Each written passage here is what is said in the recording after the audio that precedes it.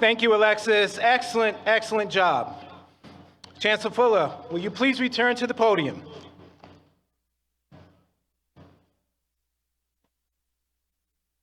Graduates, family, friends, and esteemed colleagues, it is my profound honor to introduce a visionary leader and a tremendous force for good, Robert Hale, Jr.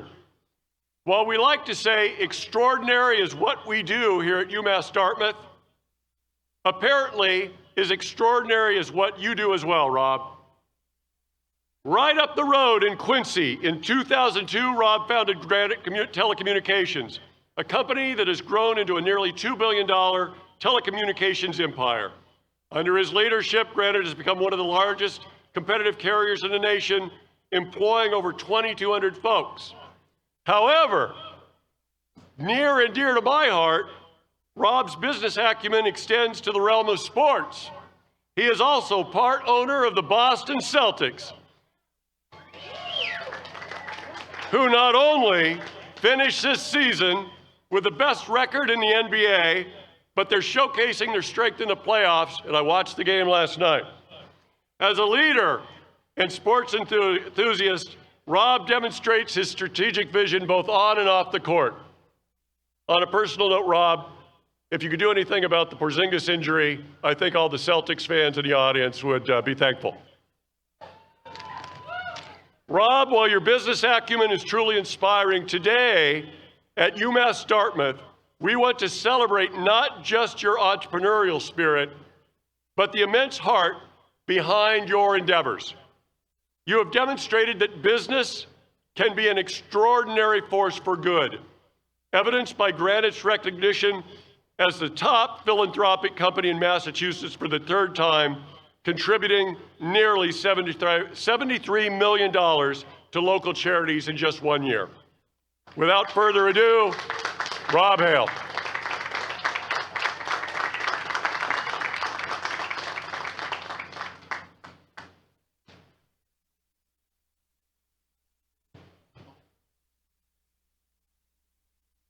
Good afternoon, guys. Good morning. This is a tough one. I'm accustomed to giving speeches when you could read the audience. All I see is a sea of umbrellas. Uh-oh. Well, in my opinion, this is going to go great, so I don't have to read you. Thank you, Chancellor Fuller. Most of all, superb job, Alexis. I think Alexis just walked off the stage. Give it up for Alexis.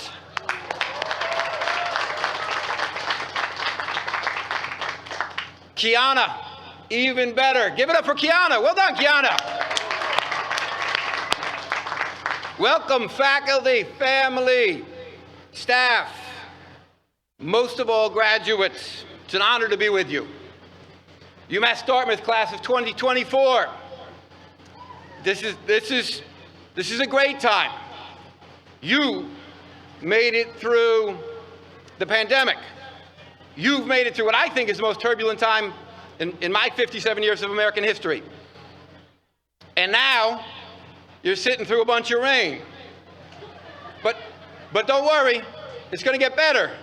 You're going to get career advice from a guy who ran a company, ran it so very well that he took it into bankruptcy and in the process lost $1 billion.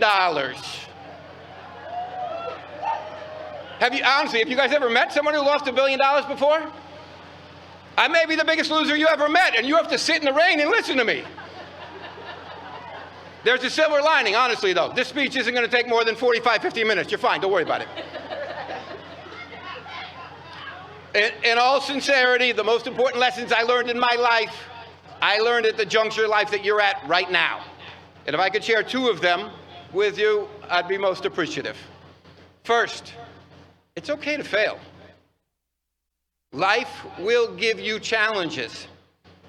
And if you take those challenges, you'll fail from time to time. Don't worry about it. And to illustrate that point, I need to back up just a tiny bit and tell you a little bit about my career. So by the way, my first job was in Westport. Any of you guys from Westport? Any of you guys remember, or have you ever been to Bayside Restaurant on Old Horseneck Road? There, I can see this guy popping through the elevators. There you go. Or the umbrellas, rather. My guy, Giving me the positive vibe that I needed right there. Thank you. Not smart enough to bring an umbrella, but my guy. Okay, so my first job was washing dishes in a Bayside restaurant. My first corporate job was in the Prudential Center, Boston, Mass, in sales. I worked for this company called MCI, long distance sales company. Loved every minute of it. There was this thing called aggregation. My customers asked me about it. I said, I don't know what it is, but I'll look into it. As I looked into it, I said to my parents, we can do this. And now, if you know a little bit about Karen and I, there's a bunch of zeros, as the Chancellor mentioned, next to our name in philanthropy and other ways. Not to be forgotten, my parents put up $400,000 in 1990 and bet it on me. They bet their nest egg. They bet the farm on me. And all of the successes that I've had since then, none of them would have been possible without my parents betting the farm on me. And I'm forever appreciative.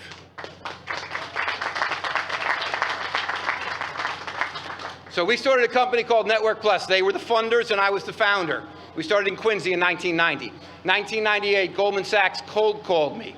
We had a great little business. I just didn't know how great it was. We were about $150 million. We net 10, 11, 12% every year. Goldman Sachs said to me, would you like to do a bond offering? And I said, listen, I'm a phone guy. I'm not a finance guy. I don't know what a bond offering is.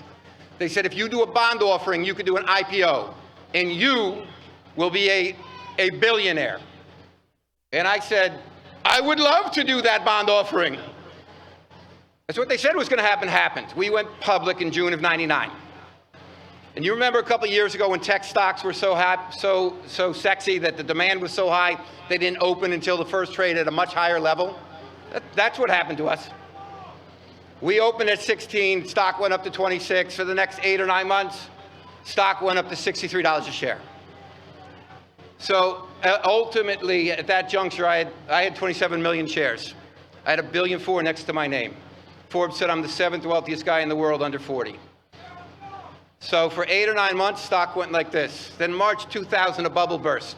Stock for the next 18 or 19 months went like this. Felt like it burst primarily in my face. Fall of 2001, Goldman Fleet CSFB call me. Say, Rob, you have a credit line. When it expires, we're not going to renew it. Bad luck. So on February 4th of 2002, I hit bottom. February 4th of 2002, we declared bankruptcy. February 4th of 2002, officially, finally, never to come back, I had lost $1.4 billion forever. Forever. That morning, it got worse. We'd gotten debtor-in-possession financing, which is financing you take into bankruptcy. The bankruptcy had a condition that I had to let go of the whole sales force. 10 o'clock that morning, there were 400 teammates of mine who I think joined because they trusted me. And I had to say to them, 10 o'clock that morning, I know you trusted me, I betrayed you, you don't have jobs anymore. I'd let 400 folks go on a call. That afternoon, my wife's at home. Phone rings. 2-year-old, 4-year-old, and a 6-year-old scrambling around on the floor. She picks up the phone. Guy in the end of the call says, because of what your husband's done, I'm going to come over and kill you. So I've seen the bottom. I've seen failure. And it hurts. It hurt me badly. I'll never forget it. But it didn't stop me. So the message that I want you to know is those cool things that Chancellor Fuller talked about, the ability to help in our community, the ability to share in our community, none of those things would have happened in my life if a fear of failure defined me. It hurt me. And in my opinion, you're leaders. You're sitting here today as leaders. You've persevered through turbulent times. You're going to walk across this stage. You've earned the mantle of leadership. Don't fear failure. Understand that it's just part of the process. And if you use that fear of failure to motivate yourself, you'll be better for it. Use fear and failure, a fear of failure, as a motivation to do more. Your life will be better for it. I'm going to cut out 2 parts here, you guys. Sorry. And I'm going to get right to the last line. Last thought. If you give a little bit more in your life will be better for it. And I'm not talking big gifts like Chancellor Fuller was talking about. I'm talking about of your own heart. At your juncture in life, when I had just graduated from school, I moved to Boston, and I wanted to be part of that community. So I said, to be part of that community, why don't I give a little bit of myself? And so I volunteered for Big Brother, Big Sister. You know that program, Big Brother, Big Sister in Boston? First of all, I throw a plug in them. I heartily endorse them. But I volunteered, and I met a young man named Jeffrey. Jeffrey lived in a triple-decker in Medford. I knew him when he was 12. I saw him graduate from high school. I saw him graduate from college. Special day like today. I saw Jeffrey earn a master's degree. I saw Jeffrey get married. He was in my wedding. I was in his wedding. He's raised 4 delightful kids, all who have become part of my family. My 3 kids look up to him. I've earned another family. So I asked you, I thought I was giving, but in reality, who got the gift? If you give a little bit of yourself, your life will be better for it. Conclusion, you guys. 2 thoughts. Corsairs, today is a special day. I know this weather dampens your spirits. Don't let it. You worked your tail off to be here. Be celebratory. Be proud. As you go forward, remember, take chances so you can be great. Secondly, give a tiny bit more of yourself. Your life will be better for it. Congratulations. Roll Sayers.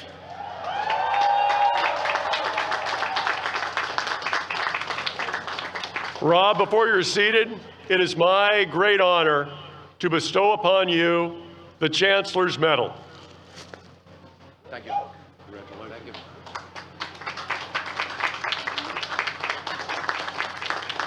Thank you. Thank you. Thank you. All right. And now, the moment you've all been waiting for. Listen, I cut too much out of my speech. I've decided to come back and I want to give you 20 more minutes. Come on. Come on. I love hearing myself talk. 20 more minutes. All right, you guys. There is something I do want to share with you. Karen and I, my lovely wife who's here to support me, we decided after this talk of giving, let's act on giving. As I mentioned, you have weathered turbulent times. You've weathered today. You should be celebrated. We want to celebrate with you. We want to give you 2 gifts. The first is our gift to you. The second is the gift of giving. These trying times have heightened the need for sharing, caring, and giving. Our community needs you and your generosity more than ever. There are 3,000 customized and full envelopes in that truck over there. You see that truck over there? You see it? At least somebody nod to me. I'm not going to go on if you don't nod to me. Somebody. Okay? All 3 of them have been customized by Green Elementary School in Fall River or Diwali Elementary in New Bedford. Thank you. Give a shout out to Green and Diwali. Thank you, guys. One says gift. One says give. The first, and every one of you is going to get 2 of them. The first is our gift to you. The second is a gift for you to give.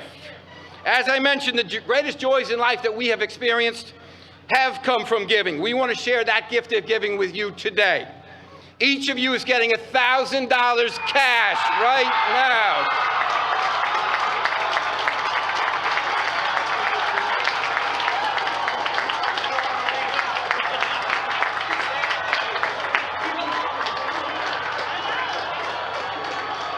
Look at that kid. I love that kid.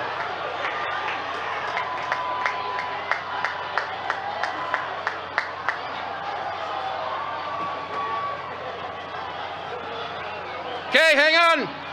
Listen, there's a stipulation. Hang on. The first $500 is our gift to you. The second $500 is for you to give to somebody else or another organization who could use it more than you. Share in the joy of the gift of giving. Congratulations, Roll Sayers.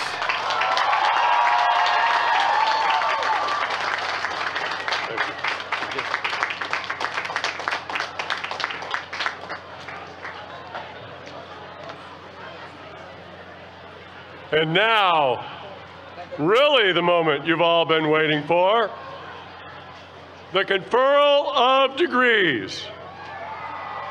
And thank you, Mr. Hale, for your incredible generosity. Provost Rambala, conduct the conferral of degrees.